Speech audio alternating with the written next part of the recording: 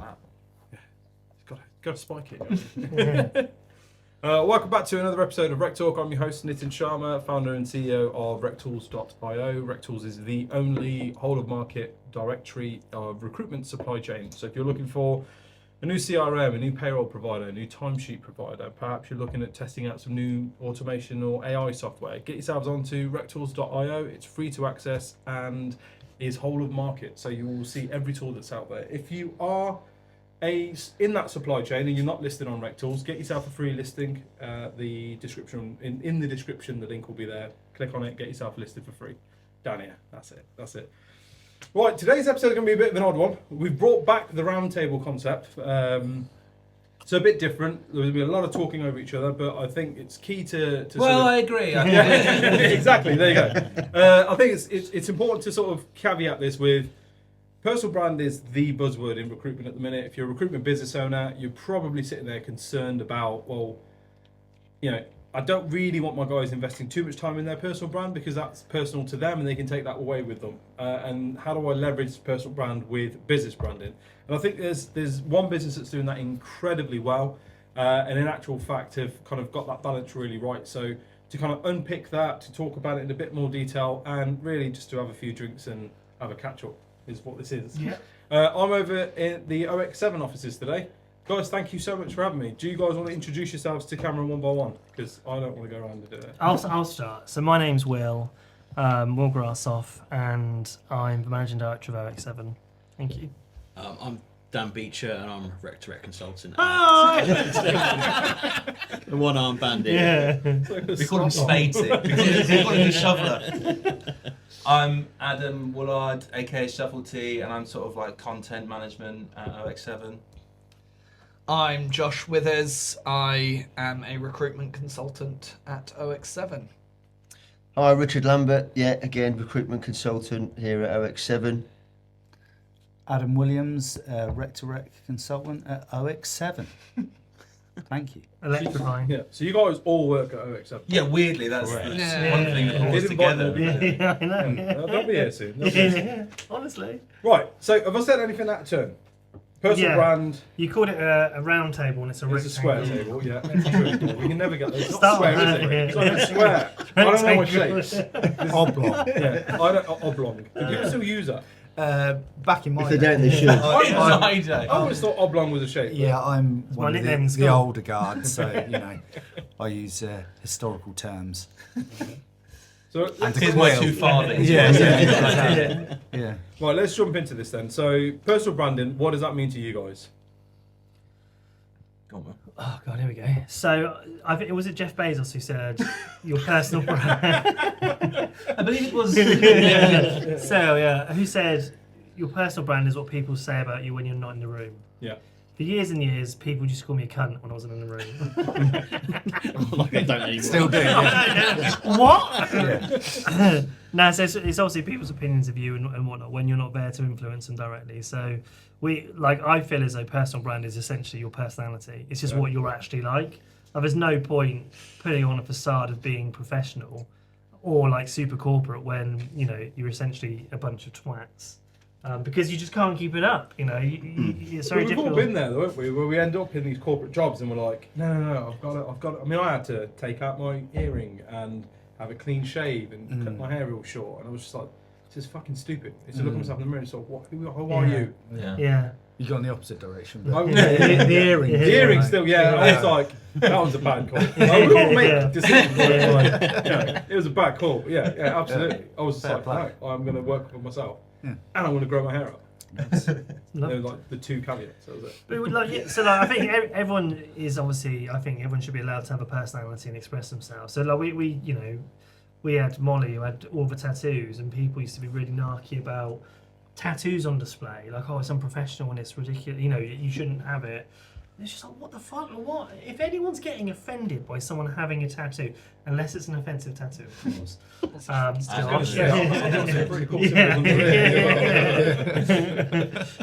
They should be allowed to express themselves, and I think kind of pulling that out of someone really like sanitizes them. Do you know what I mean? So I think it's important people can be themselves and have their own opinions, have their own views, and kind of be who they are.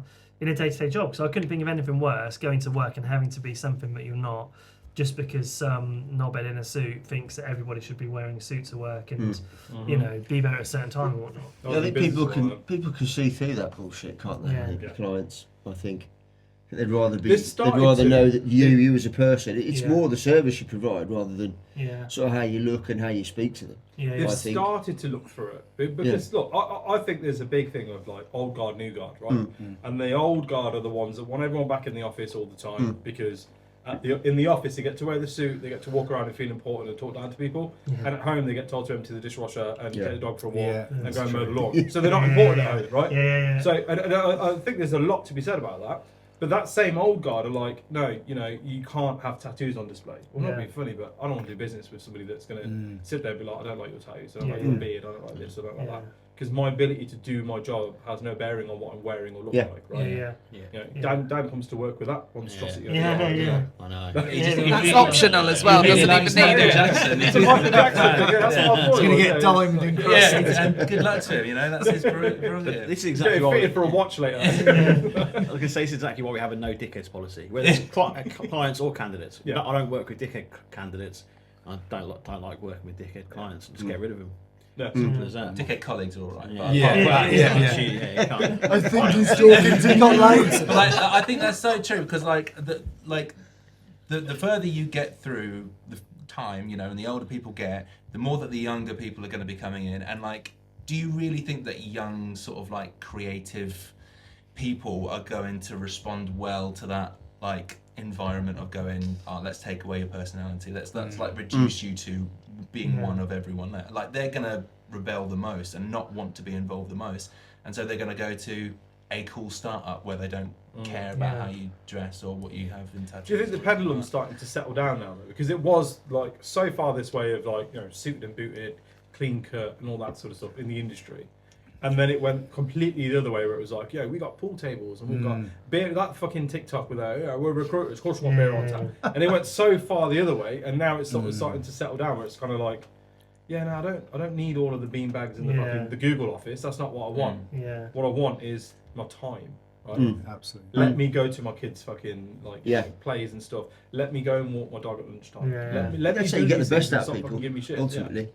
Isn't it? And when we speak to clients and they sort of offer that same sort of flexibility, that's when we know it's going to be in my experience anyway, a decent client to work with, where they say, if they've got to leave at 3, it's not an issue. It's those ones that are very rigid, I think that, pretty sure everyone will agree, are more difficult to find candidates for. Yeah, because you guys are in stuck on that 5 days in the office, stuck on that, all that sort of thing. Exactly, and your evolution of your business has gone from being a generous recruitment agency to then going, no, we are rec to rec, that's what we're going to do now, right? And so you've almost kind of got the blueprint of how maybe not to have done it and what people do like, because we've all hired people that, you know, leave because they weren't the right hires, but also, you know, we've all had staff that we kind of wish, oh shit, we didn't do right by them, and they left because we weren't flexible enough or we were too rigid in our approach, right?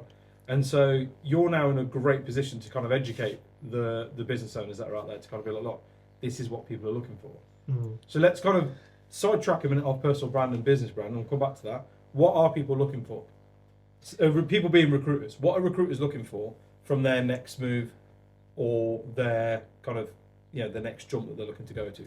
So I don't know about everyone else, but I speak to a lot of people who want to be trusted and empowered to do their job, not be dictated to, oh, you have to be in at this time, working till this time, you have to be, you know, in on these days for no good reason. I think people want a massive amount of like, well, look, just trust me that I'm a professional, let me get on with my job and do what I do best. I think when you try that's and do... That's a new guard tick though, isn't it? Yeah, that's it, yeah. What, you know, move away from the old guard. Yeah, that's it. Right? You know, when you start dictating to me that I've got to be in the office on a Monday, Wednesday and Friday, and there's no real reason. Like, if there was proper reasons, fair enough, but most of the time it's just because, well, that's what we've always done.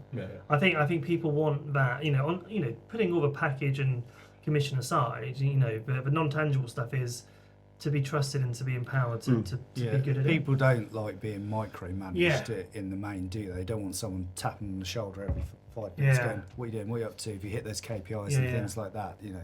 That's So I do other bits other than rec to rec. So Okay. I do sort of sales, finance, tax, all that stuff. But obviously, having heard the other guys sort of talk about it, yeah, I think recruiters aren't stupid, are they? They know that if they don't work hard, they won't make the money, and they'll get found out ultimately. Mm-hmm. Yeah, and I think, like you guys say, it's just being trusted to do that.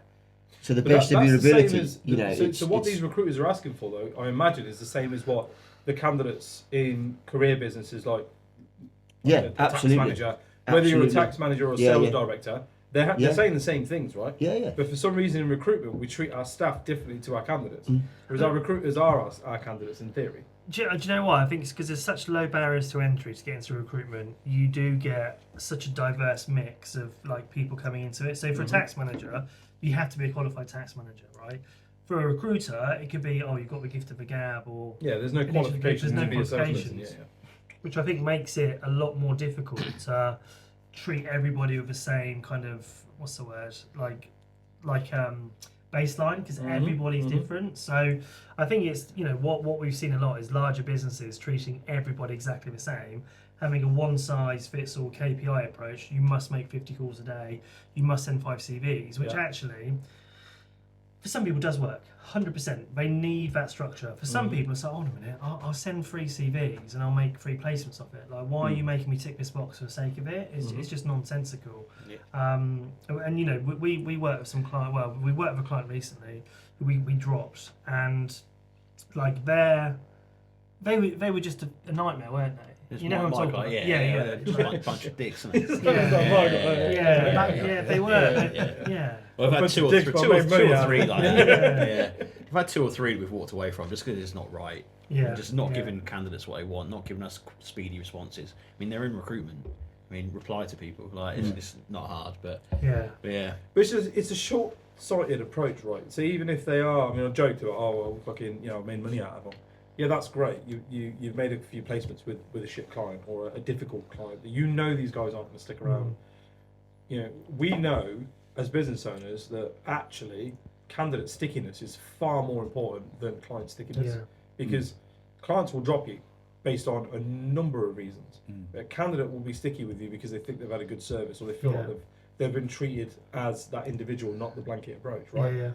And so even if you do place somebody into a poor business, you want that candidate to come back to you. But if they feel as though you knew that was a shit client and all you did was chase that fee, they're in recruitment. They get it. They're not going to come back to you. But they're going to tell their friends as well. Don't use them, they're shit. Don't use them. Because rec directs get a really bad rap, right?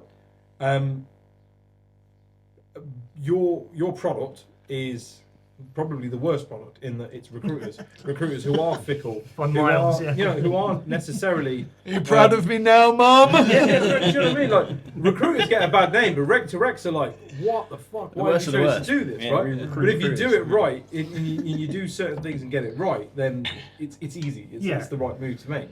Is what kind of the angle. But, so you guys have, rather than going down that KPI route and going down the sort of, you know, bash the phones and speak to every recruiter out there, your model has been very different. And from a marketer's perspective, looking at it, it's kind of like, oh, these guys are fucking genius. Because what they've done is they've gone, let's just have a laugh and create an environment that we're happy in, that we want to be in. Let's capture that and put that out there. Because then you almost create this element of FOMO within your target candidate base, which is recruiters, to look at it and be like, well, I want to work in the business like that. And then they call you, but well, guess what? We're actually better Rex. And also, I think it creates almost like a best practice standard, right? So this is the conditions we have in our rec to rec agency. You know, this is what people should expect and be adherent to. Anything below that, realistically, is the candidate going to stick? Now, we give 100% rebates, so we give all of the money back if they leave within the first 3 months, right? Which is a pretty big statement, and it's pretty, you know, risky thing to have on your, you know, as a liability for 3 months.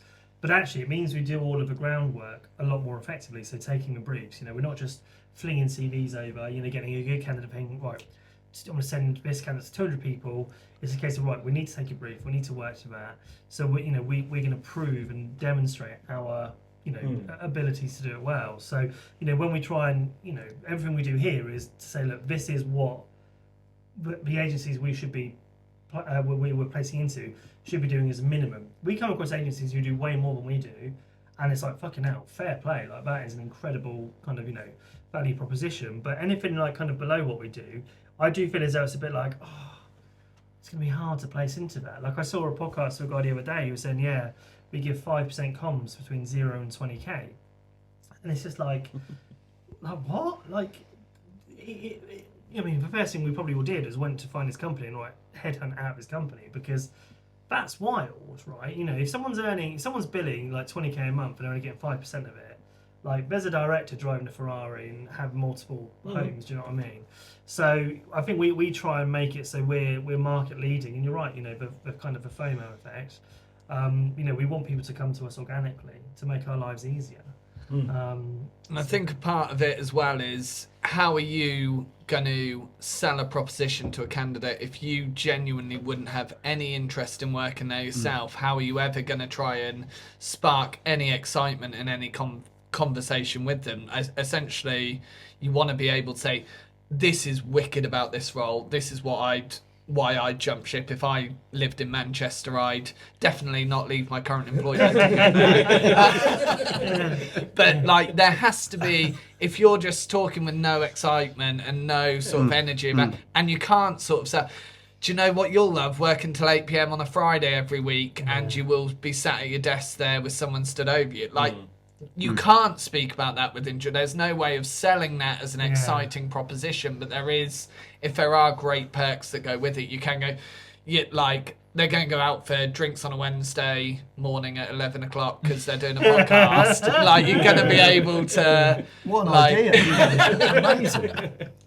So I think there is that sort of element to it where, if there is no reason whatsoever that you would want to join them as a recruitment company, why are you taking them on as a client? And actually, we've had that ethos even when we were generalists, right? If we wouldn't want to work there ourselves, like, why would we want to work with them? Why would we place a candidate in? Because, like you say, like, your reputation and how a candidate views you will have such a large reaching effect. And this is what I think we've done quite well, is where we treated candidates, as well as we possibly can do.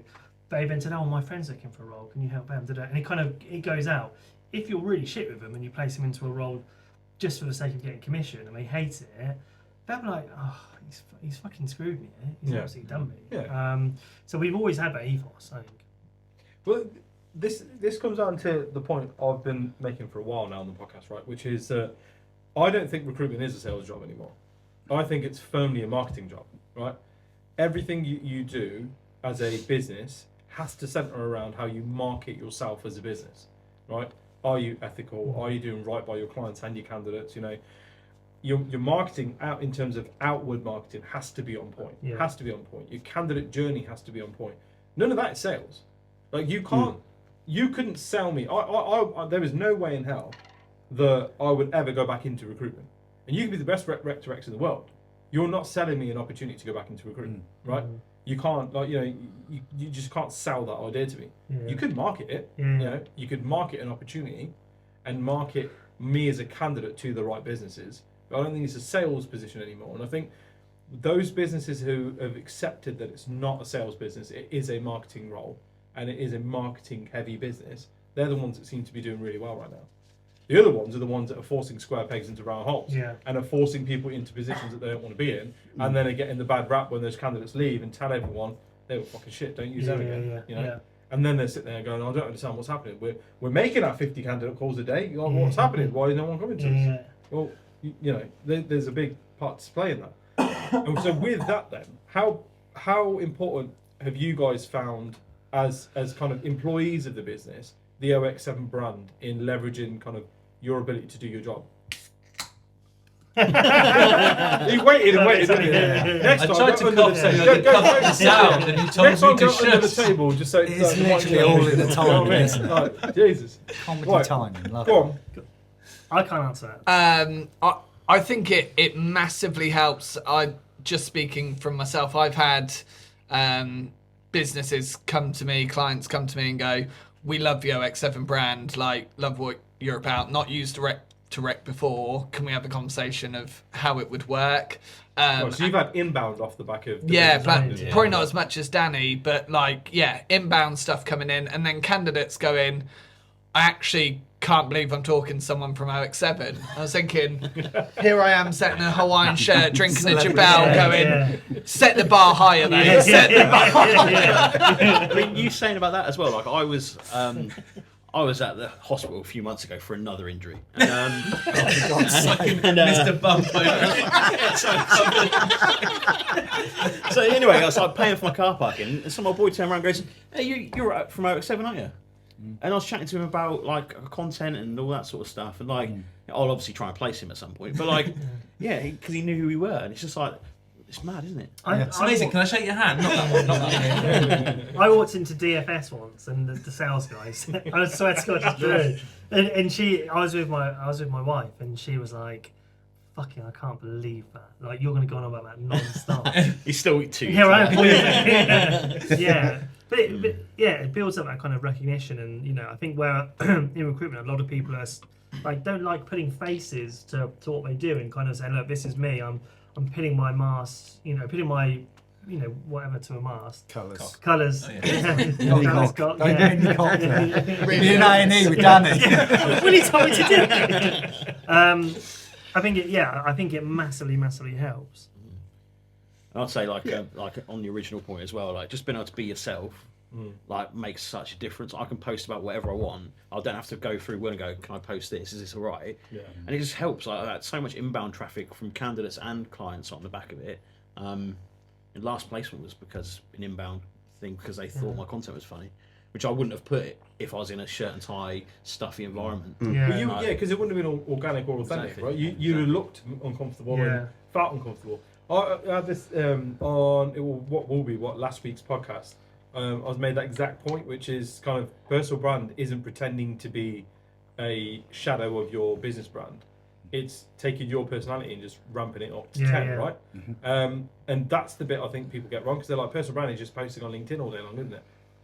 I mean, you wouldn't get very far, you wouldn't do much that day, but yeah, you could do that. That's a start. But your business has really got to be brought into the concept behind personal branding, right? Yeah. And sorry, go on. Sorry. No, I just went. Oh. I was going to say. It's a sharp intake of breath. I was just so shocked by what you said. I think with you've made me lose my train of thought. By breathing in. Yeah. What is it? What am I meant to do? Can you not breathe in? Without breath. I think with like personal brands and whatnot, I think people are scared to put themselves out there because of the fear of people ridiculing them or doing whatever. And I think what we try to do is just kind of think beyond that. Like if someone wants to be a dickhead online, then they can be a dickhead and all they want. But actually, like having a bit of authenticity and, I know you said about like dialing it up to 10, but being clever with how you do it, because like not a lot, well, some people may realise, some people may not. All of the funny stuff we do actually has quite hidden meanings and messages in it. Like, it's very subtly saying, we're taking the piss out of you recruiters for doing this, forcing your consultants to watch the England game, and not let them go to the pub. Like, it's very subtle kind of nods to, this isn't right, or this is what we think is shit. So I think we're quite clever and quite neat in what we put out there. It's not just, this is a funny meme of that's going to be the hot thumbnail, by the way. Turk. I think we're quite clever. It's the shirt. I think we're quite clever. 4 GCSEs, fucking 1 A level. Drama, PE. And shagging. Wanking. Good at food tech, though. Good at food tech, so can make a spank bowl. Yeah. What have you ever done? So it's in carbonara. So yeah, I think we're massive on it, and also actually I think it makes the day more fun when you can be yourself and not worry about persecution for putting something which isn't on brand or completely professional. Like it makes it a bit more fun because recruitment's a hard job, and if you're forced to be this corporate robot every single day, it would just grind you down. And actually, but that might be your personal brand, right? There are people out there, and I've worked with them that are like they love the suit and they love the pulling a pint in the office and like this, that might work for them because and if that works for them, great, right? Yeah. But you're absolutely right. It's that blanket approach of like this is what recruitment should be, and therefore everybody should sit like this, and everybody should act in this manner. you guys then, how did you feel when? Because this is quite an organic thing. It's not like Will just came in one day and was like, guys, we're doing videos, right? I've got it. I watched a couple of Gary. He did actually. I know how we're doing this now. We're just going to keep banging out videos with subtle Easter eggs in there. Yeah. No, there's obviously been an organic thing, but how did you guys kind of overcome that fear of what will people think? People are going to I still get it. If I get a fucking shitty comment on the YouTube video or on a TikTok or whatever, like I think more about that than the fact that we've got 11,000 subs, right? And so how did you guys kind of get over that initial fear of posting and The fear is constant because I never. When the kid's about to fall off a bike. I would say the fear is constant because I never know at what angle I'm going to be the butt of any which joke that is going to come. But I know fundamentally at some point I'm going to have it absolutely ripped into me. Right. So I'd say I live in constant fear. So that look on your face is actually you trying to figure out, okay, where's the jab coming from? It's coming. I just don't know where from. I didn't realise anyone lived without the fear because that has been my life for the last 3 years. I think about maybe fewer than 4 weeks in when you first got your shirt off and was hog-tied with an apple. I think when you pass that, when you that threshold, it's kind go of big early. I should have said no to that one, and that's where I should have drawn the line. You should have, but you didn't, and that was the. That's how we got you.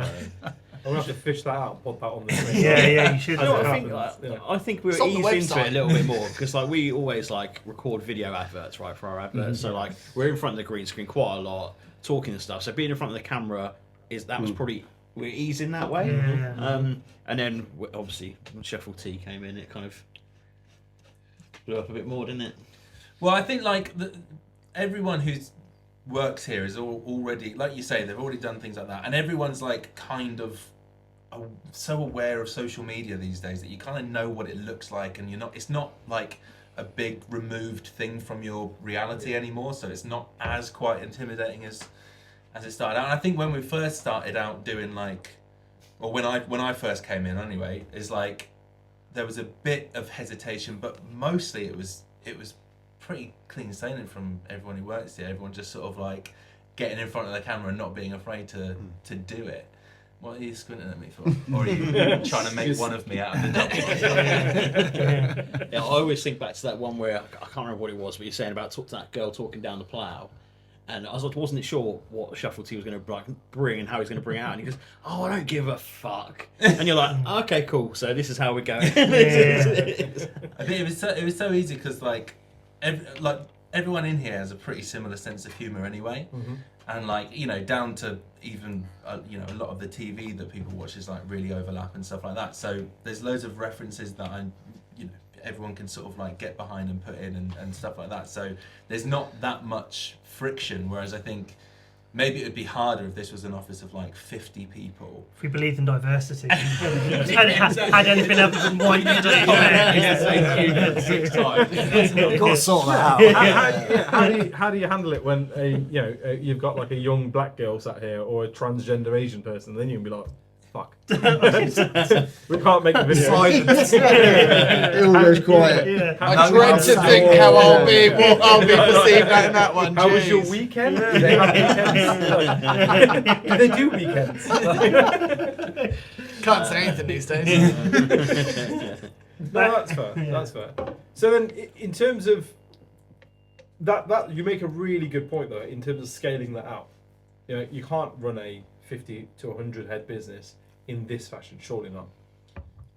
Yeah, I think it would be something where you'd have to condense into kind of smaller teams and things like that, and not just teams as well, but finding people who have similar interests and piecing them together in terms of what content they would come up with. I think we're really lucky in that most people in here have the same opinions and thoughts and sense of humour and things. And clothes a lot of the days. But I think if you were to scale that up, then I think you just scale it up to scale it back down and just replicate in different ways, and then just sort of have one group who's maybe sort of takes one approach where they really take the piss out of themselves, and have another one where it's maybe a bit more serious on the content side, and mix it up a bit. But find groups that work. I suppose together. again, you got to think, what's the end goal, right? And for you guys, it was to attract recruiters to give you a call and be like, can you find me somewhere like your place? So it's got to be, and then you think actually personality-wise, organically, it's this, and so that's the content that we're going to create. Yeah. You know, if you are in a practice recruitment business, you know, do you as a practice candidate, you know, being a tax director or a tax manager, do you really want to see your consultants dancing around on TikTok? You know, and but maybe the answer is yes. I don't know. Because we did that when I had my recruitment agency. We had the girls would be like, "Oh, we're going to do this, we're going to do that." We had a TikTok channel that was just doing like incredibly well. Yeah. It didn't bring us any candidates, but like I can't say, "Oh yeah, this candidate liked a video on TikTok and we placed them." Yeah. But it boosted our brand, and we had people who wanted to come and work at our business based on just that little snippets of like, here's what it's like behind the scenes. Yeah. So I think there's lots of different kind of mechanisms that making those videos can create. Like building a brand is a great example. People see it and they might not come to you directly, but you're building that kind of impression of what it'd be like to work there and the kind of people you are. And I think we've always tried to have this is us. The videos we create, are funny and whatnot. But actually, when you get talking to us and when we're doing a briefing call and actually recruiting for you, I think people are like, oh fucking hell, I thought you were just clowns and jokers. You're actually really good at what you do. I don't think you can do. I think you need to have both of those. I don't think you can do all of this and then get a job on and be absolutely bloody awful. Because you're just like an absolute clown. Yeah. So I think what we're quite good at is maybe surprising people when they do talk to us. They're like, fucking hell, we know what we're doing. And when you look at the video descriptions, and all that kind of stuff, you can see that the consultant has actually understood what we're looking for.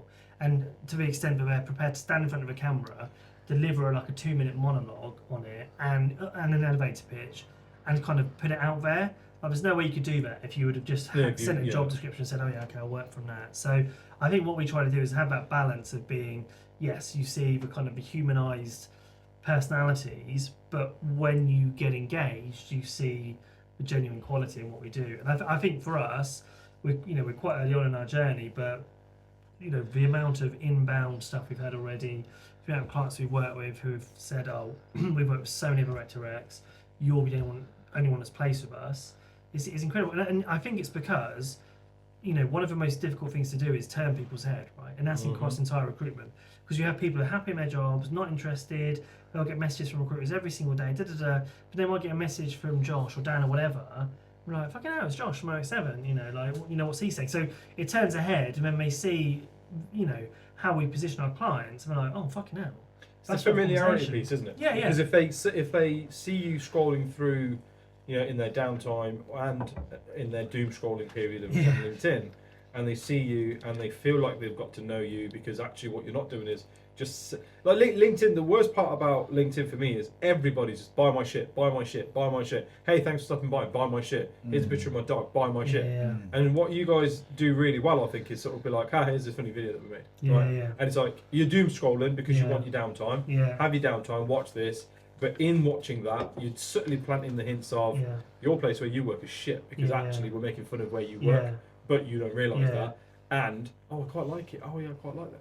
Oh right, okay, yeah. And then when the message comes through or the video message comes through, it's like, oh, okay. Do you know what? Let me just entertain it. Yeah, we purposely don't put many call to actions in any of our videos or anything. Nearly all of them are just like a phrase and then the video, so we allow people to make up their own mind and own decisions. I think what people are bombarded with on LinkedIn especially is people telling them what to do.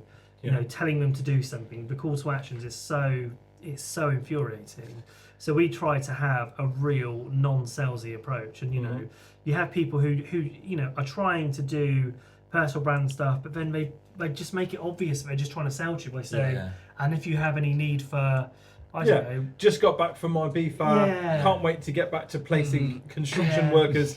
It's just like, fuck off. Yeah, I know what you're doing. Fuck off. There's nothing more confident than not doing that. It shows that you have a level of confidence, that you trust things will come to you, rather than I think more people would do that, but they sort of panic last minute and go, oh, we better say. Better say. It's because personal brand experts say you need a call to action.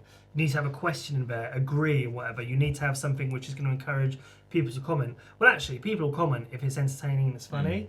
And also, we try and put stuff in there which is a little bit ambiguous or controversial, because that again encourages people to comment and to engage. So there's lots of little kind of subtle things that do that without going, and you're completely right, you know, without going, you know, it's like beggy, it's a bit beggy, isn't it, saying, you know, please engage with my stuff, please like and comment and share. Oh, fuck that. The best organic approach, absolutely, sorry to cut you off, but you're right, the best organic approach is to treat your social post like a interaction at the pub. You wouldn't be like, oh, well, here's what I think, and I'm like, agree? Or, oh yeah, that's what I think, and you know, I think this video is really good. And if you like that bit, I suggest you go to the bar and you buy the next round, because there's your thumbs up. Here's a tweet that I put out. Agree? Like, it's just like fucking bizarre. It's wild. I do slightly, at risk of losing my job, disagree with something you Get out. said. Oh my god. God. Tension is palpable. In terms of people commenting on some of the stuff we do, the amount of people who I've spoke to as recruiters who go, I love all of your content, I'm not allowed to like or comment on any of it. The amount who see it but go, like, genuinely, I'm at sort of place where if I was seen like in a different recruitment company stuff, like we'd be shot in the back office. That's verbatim. They're normally the ones in my inbox. That's a really key point though, because you get a lot of marketing people are obsessed with metrics. Obsessed. How many likes did it get? How many reshares did it get? How many impressions did it get? And all that sort of stuff, right? And those are all vanity metrics. All of them are, right? Because the reality of it is exactly that. You want that person to go, I really found that funny. I'm not allowed to like it. And then to sit there and be like, I'm in an abusive relationship. Do you know what I mean? I'm going to move. Find somewhere better. I'm going to message Josh. My wife is like, oh, that guy's really good looking, but I can't, like, I wouldn't dare look at it and she's watched our videos, actually. Oh, that's really good. Do you know what I mean? But like, out of fear of like what Nitin might say, like, I'm the one in the wrong here, not her, right? And so it's that kind of mentality, and you're absolutely right. That is sort of like so important, to not care about the likes and the comments and stuff, and actually accept the fact that the people who do see it, who you want to actually call to action, will call to action based on the fact that they're gonna sit there and be like, right, they've just took the piss out of basically a generic recruitment company, which sounds exactly like the fucking place I'm sat here, and they're sort of watching it and then looking over at their David Brent manager going, fuck's sake, this is me, isn't it? Also, Home going to the bushes. Also, like what like it's completely backwards, because what the reason we know this is a thing is because those people message, you know, people working. Like, what's a better metric to like something or comment on it, or to get someone actually messaging you? Inbound. And like, people are more likely to do that because you stop them doing that. If you let them just like it, they probably wouldn't message John. But the thing is, the old guard completely disagree and will never ever buy into inbound. Inbound in recruitment doesn't happen. Like, that's the old guard mentality. You've got to hit the phones. Right? Keep bashing those phones. You know, the ones that even do a little bit of marketing are like, you know, you've got to put out digital assets that people can download, or they've got to draw a waiting list, and then we've got a BD list, like that kind of thing. And they will completely disagree with it. And I think it takes things like this where, you know, you guys kind of pull the veil back a little bit and be like, right, okay, we're not just a bunch of like funny guys on camera. There's a thought process and a theory behind all of this. And actually the results of it are that we've decided to pivot from what we were doing to doing this, and we're getting inbound clients and candidates. Like, your supply chain is coming to you. That doesn't happen. Well, so a few things, like we always think that the best route to market is a path of least resistance, right? So in our world, that's people coming to us, so we're not having to go out and search for, right? When we look at videos and stuff and how they've done and whatnot, we don't look at the metrics, the vanity metrics. We tend to look at sentiment and like what people have said about it, and kind of, you know, the opinions and the impression people have left of that, which is largely immeasurable, which is quite clever by Shuffle, because it means, you know, everyone loves it. I've just got my 6 mates going, this is the best one. Wow, such a good video. But it's also worth pointing out that, you know, the inbound is great. You can't rely solely on inbound, but it makes the outbound a lot easier. So when you ring someone up and say, "Hi, it's Will from OX7 here," you might have seen our videos. Oh yeah, I've seen it. Yeah. You guys in for us. I'm really sorry. It's a bit Troy McClure, isn't it? It's okay. Fair enough. It's Troy McClure. You may remember me. But I'm still the videos. But shitting in the toilet. But yeah, so we try to make our life easier when we're doing outbound by having the brand familiarity and people who are like, oh yeah, okay, I've seen it, I get it. And I think we're quite fortunate that the algorithm does push a lot of our stuff quite far, especially on the company pages. I know our LinkedIn company pages are, not typically very good for reach, but we do all right off the LinkedIn company pages. Because the engagement's there. That's right? It, yeah. Because it's good stuff. So Shuffle six mates still coming, keep boosting it up. Yeah, nice. Okay, so. From your opinion then, how scalable is this? Or is there even a desire to scale it? So I think a lot of people, this is talking from like an ownership perspective, they think in order to make lots more profit, you need to have lots and lots of more heads. Mm-hmm. But I think actually quite often you can be the most profitable like in a certain kind of period of size. And, obviously there's been times where I've wanted to make OX7 into this, massive business of 200-300 people. Can't be bothered now. I just think it you do that, you lose all of the qualities that we've got at the moment. You lose the ability to have really close relationships with all of the staff and be like a family business, and have that good level of like being able to do these videos and whatnot, right? There is a desire to get bigger, but I think once you get beyond 30 heads, you lose a lot of the authenticity. You lose because you have to have really strict standard operating procedures. You become like the risk per month goes up massively because you've got these huge license fees and all of that kind of stuff. So I think I've kind of gone beyond, the mindset. Because of course when you start out, like, we're going to take over the world, we're going to scale, we're going to be massive, I don't want to take investment. Because you've been eating all the fucking, eating all the shit that the corporates teach you and feed you, right? Yeah. And you walk out there and go like, I'm going to be the next Hayes. Yeah. And you're like, hang on a minute, I don't probably want ain't to, gonna and it ain't likely to happen. Yeah, and do you know what? Without absolutely, like you said, without investment, yeah, and mergers and acquisitions. Yeah. Then all of that stuff is just. It brings up baggage. We've had people wanting to invest in OX7 before. When we've sat down and kind of discussed what it looks like, I've been like, I don't want someone else saying, "Oh, you can't do that," or "You can't do this." Like that doesn't look good on the brand. For me, it's like fuck that. I'd rather be able to do what I want. And I've spoken to plenty of people who've scaled businesses up to like 50 heads. And they said we were most profitable. I was taking the most money home when it was like 10, 11, 12 of us, because as soon as you get beyond a certain point and you've got all those labour costs, it's like, fucking hell, this is like quite serious. Would you guys want to work for a scaled version of this? Oh, I thought you were going to say a different company. Yeah, straight in, yes. He's brought his CV. Looking at the camera like, Scan me QR code. Yeah, take him as a cunt. And he's my only friend. It's tricky, isn't it? I think, like you said, there's a good dynamic, isn't there, at the moment? Yeah. And I think, it's. Yeah, I would, obviously I wouldn't get to hang out with these guys, but yeah, I think Will's right. If it gets too big, you do lose touch. Yeah. Don't you?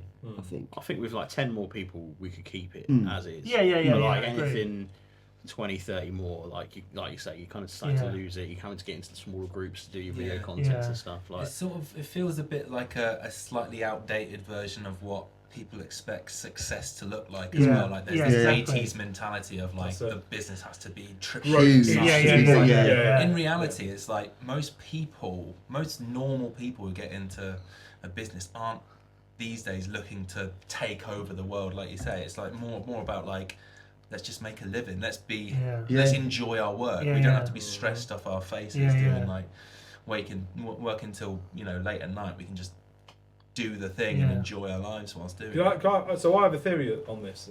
I'll talk about on the podcast a lot, which is the decade of the entrepreneur is done. That person who leaves the big corporate and I want to move to the big city. I'm going to hire a load of staff and we're going to grow and scale this empire. That's done, and we're now in the decade of the freelancer. Where people are like, I've got a particular skill set. I'm very, very good at resourcing or business development, whatever. All I need really is 3, 4, maybe 5 clients. They're going to give me regular work, and I'll give 2 days a week to you, 3 to you.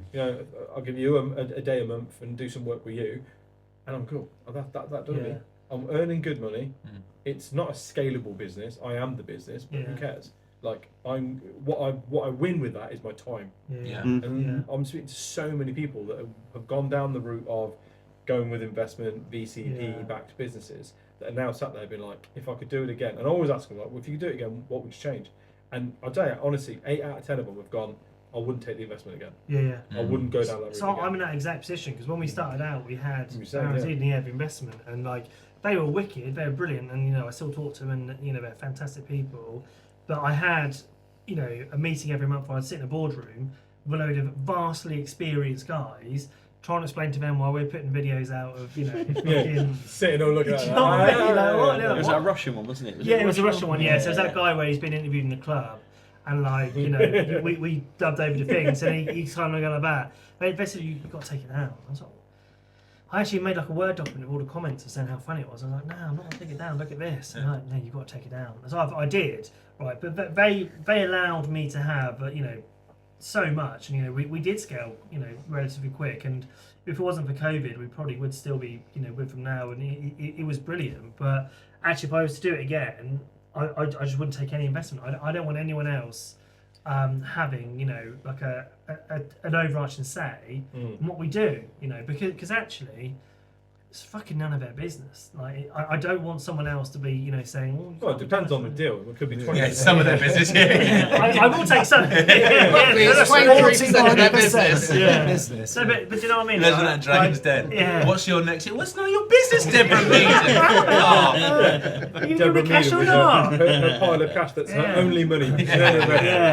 So draws it all out of the bank just to the show. But I think what you were saying is completely right. We're in a stage now where they've rebranded it from freelancers to fractional. I'm a fractional director here and do this. And I think that's all well and good, and they can make some seriously good money there. But I think we're in an industry in terms of recruitment, and specifically Rec to Rec, where you can generate like vast fees from doing a good job, and it's not that difficult. It really isn't. But recruitment's not that difficult. No, it's not. Right? We overcomplicate it because we have the old guard that need to justify, 40 hours a week in the office as a minimal and all the rest of it, right? And we overcomplicate it and layer it with process and reporting and all sorts of shit. Whereas actually, fundamentally, you pull it all away. It's not difficult. Look, bad example of building relationships with people, isn't it? Ultimately, and providing a but good that's the service. hardest part. Because how do you do that, right? Well, if you tell someone to make 50 calls a day, you can't build a relationship with somebody. Josh tries it. Try everybody Friday week. That's the hardest part of the job, isn't it? Yeah, it is. Building a And I relationship think, and Will's never said to, there are certain things sort of he asks us to do, but he's never said you've got to make this many like this many calls. He'd rather us have 10 conversations a week that are half an hour of really good value than make 10 calls a day that are just fucking shit. For the sake of doing it. And at the end of it, you get a couple of clients out of it, 3 or 4.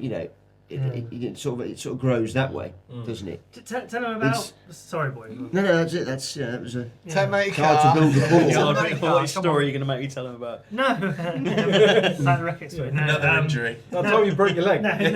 About a client from 3 weeks ago, like inbound to you. Oh yeah. That's a great example of like it, isn't it? Yeah.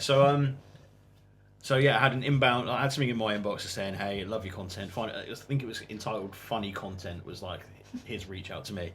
I could do with a hand. Can you give me a shout? So we had a call the next day.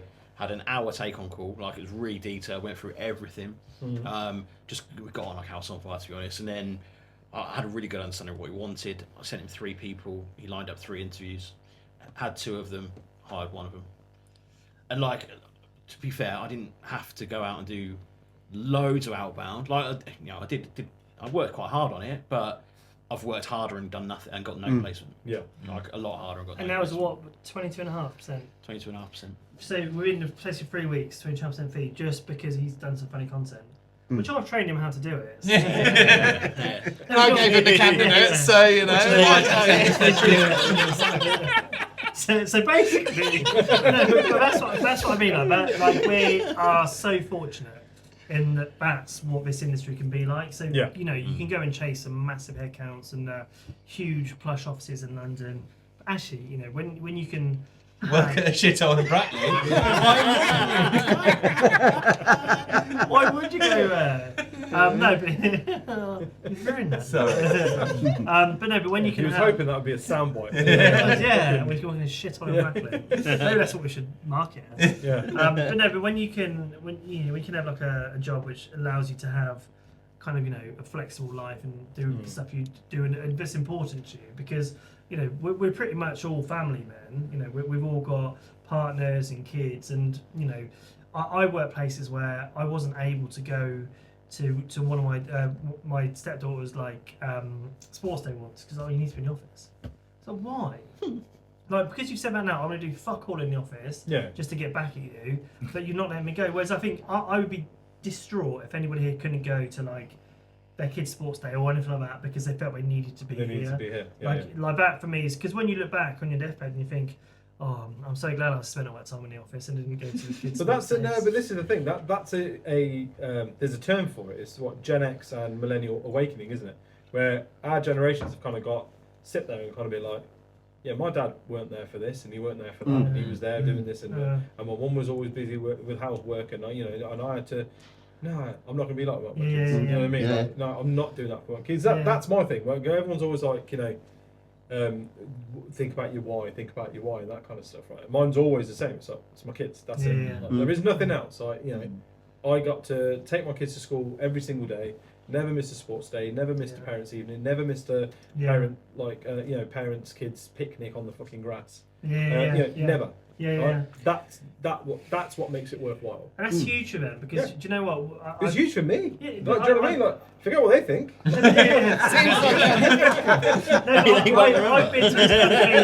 I've been to his things where there's kids there whose mum and dad haven't been able to come because they've been working, and it's heartbreaking. I've been that kid. Seeing them there with no one. I have vivid memories of like kind of being at like places where there's like I think it might have been a theatre or something, but something was going on stage and having to sit with someone else's family because none of my family were there, and them going off and buying ice creams and stuff, and me just sort of sitting there like, when do I get to go home? This is shit. It's horrible. This is just shit. Seems like a good time to bring it up.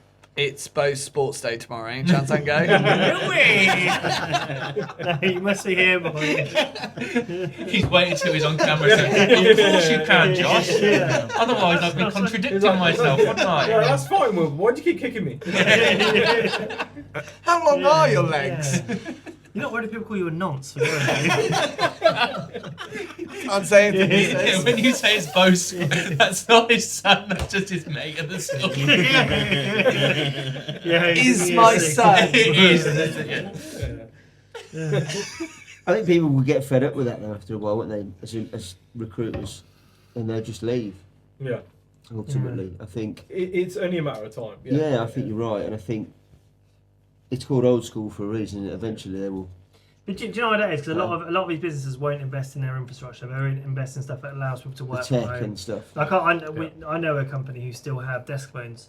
So in order to make and take calls, you have to be at your desk.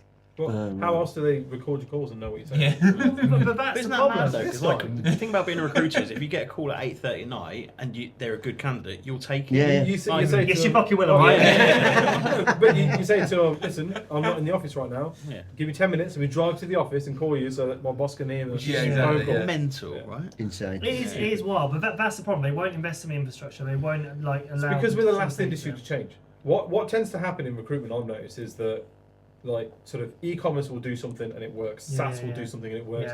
B2B like construction and logistics will do something, and then eventually we'll go to be like, oh yeah, that looks like a good thing. We should probably try that. Yeah. And then you got to wait, and then eventually Gary Goldsmith convinces himself that that's a good idea and tells his fucking cronies to start, and then everyone else starts doing it, right? Yeah. That's been the trend. Whereas now we're at a point where literally at the drop of a hat, you can sit there and go, hey, I can create an MVP of a product, use it in my business, be like, holy shit, this works, and then take that out to market and actually start a business overnight with a concept. Yeah. That never used to happen, and so we're finally at a point now where recruiters are sort of like, actually, there's got to be a better way to do stupid shit like CV processing. Yeah. Your fucking admin people should not be doing CV processing. Yeah. And like, blinding CVs. And shit that's like the great thing and about your recruiter AI. shouldn't be fucking doing that either. AI is hopefully going to take away all those low value tasks and automate it, and hopefully there'll be someone who brings out something soon which can do all of that. I don't know if there is, but at low cost. low cost, But, something like that per person. I don't know if there'll be anyone This is the point, right? It's the use case for AI hasn't been found in recruitment yet. Is the going buzzword, and a lot of these talks and stuff. I don't agree. I just don't agree, right? The use case is there. We're just not using it in the right way. Yeah. We just refuse to because we're so used to, no, it has to be done this way. This is the process. Yeah. The fucking process, right? Yeah. But there we go. Right, I want to finish on a little session around the table of a couple of things. Yeah. So we'll do a couple of things. First, let's start with, what would you say to, or no, what would 18-year-old you say to you today? You fat cunt. That's almost certainly someone would say. What have you done to yourself? Sure, when does this happen? At what point? 18-year-old me would be like, So genuinely mine would be do 99% of stuff exactly the same, What's the 1%? That's going to be interesting. the 99% do exactly the same, because everything you've done has kind of allowed you to be and have the kind of thought process and mindset that you have now in your life. Do you know what I mean? Like, no, but this is you giving 18-year-old you advice, right? Oh, I'm on about the other way. What would 18-year-old you say to you today? Oh yeah, you fat cunt. My mistake. Listen, everyone's going to be like, I'll give young me this advice. Okay, think back to how much we knew everything. The world was fucking massive, and everything was an opportunity. So what would 18-year-old say to you today? 18-year-old Will looking at you going, other than you fat cunt. We'll take that as read. They'd probably say, be more present with your kids. I don't know why. So 18-year-old Will would give you parenting advice. Yeah, I think he probably would. Yeah. So the alcoholism hasn't kicked in by then. I'd say stop procrastinating and follow your passion. 18-year-old you would say that to you? Yeah, absolutely. I had very extensive vocabulary at that age. So thesaurus on standby. And what do you think the passion would be? That sounds like 18-year-old you is disappointed in what your life is. This is him dumping a bit of trauma now. I'm not following my dreams. And surely 18-year-old you would say curtains, really. It's not the 90s. Exactly. Well, I got this hairstyle from you. You've just had yours cut. I know what you're doing. The day before filming. So what was the question again? What would 18-year-old you say to you? Yeah, absolutely. And I gave my follow your passion. Yeah, but what is your passion? What's your dreams? So my passion was film. And so I was So you're starting to basically go doing down it that then? route. You're on film. So I've achieved my goals, so thank you. You didn't have to cap where it started. Don't take life too seriously. Mine would be use a knife properly. What happened to us? Does it work? Mine would be go out more, do more stuff. Yeah? Yeah. Okay. What, 18-year-old you would look at you and go out more? Yeah. Because when you're 18, you're going out all the time, and obviously, you gradually go down to the point where you're going, should we go out tonight or just watch TV and get takeaway? Go out and do more stuff. Keep up the doodling. Stop being so boring. Many options. I genuinely don't know. Put the beer down. About this question next time. This is why it's interesting. Because everyone everyone defaults to let me give 18-year-old. Flip it. It's so much more interesting because you're like, fucking hell, what would 18-year-old me think of me? He'd probably is he say disappointed? Is he going to be like, did we fucking win? You know what I mean? Is he going to be like, oh man, play some shots on the offside in cricket. Like, fucking, Yeah, stop slog sweeping. yeah, why are you only playing the sweep, you useless bastard? That was a Gandhi quote, right? Yeah. And then Martin Luther King said similar later. Oh, he loved the cricket. Yeah, He loved the I cricket. couldn't get enough of the bloody cricket, that guy. Yeah, I probably just sort of like, I don't know, neither 18-year-old me or 31-year-old me have been particularly serious at any point in our lives. Probably just, if you're going in the right direction, just keep on walking. Couldn't even get the quote right. So getting quotes is the only thing I've got in my life, and I'm shit at it. Yeah, I've got nothing. I've got no value to add. He'd probably say, go to the loo because you're bursting. So on that note, That's got to get to there, actually. Mine would probably be like, I can't believe that this is what you get to do. This is so cool. I hope I catch up to that and don't die tragically. Yeah. That's more like it. Very profound. All I wanted to do was earn like enough to live Yeah. from writing and doing basically what I'm doing now. Yeah, and Doodling. I nearly earn enough to live, so I'm Just live a little less. actually I need to speak to you after this. Yeah, things sound like they go really well. How well are we talking? How do I get some of this 22.5% that down? All right, fair, right. And if you weren't doing this, what would you be doing?